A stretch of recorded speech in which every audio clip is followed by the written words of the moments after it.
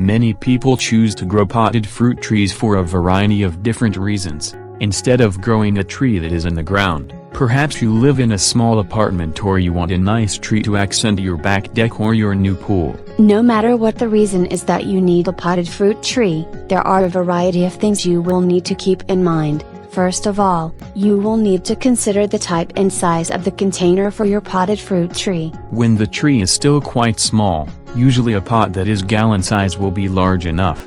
Once the tree gets a bit bigger, then you are going to have to get a bigger container for it as well. Over time, the potted fruit tree is going to become root-bound over a period of time, just like any type of plant. So, for this reason, you are going to have to keep increasing the size of the container that you have the fruit tree in.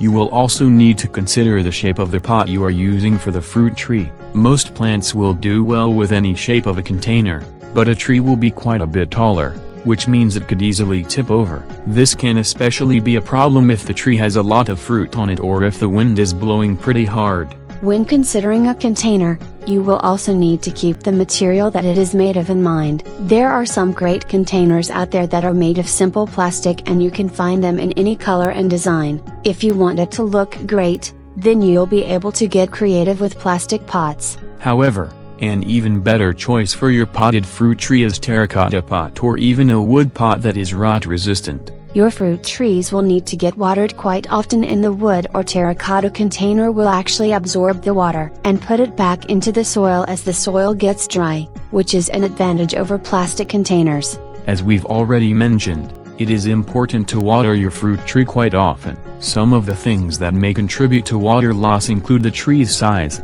the amount of soil that is exposed, and the humidity in the air where you are. Having a layer of mulch for the tree can help keep water from evaporating as much. Usually you will only need a layer that is about 2 inches thick.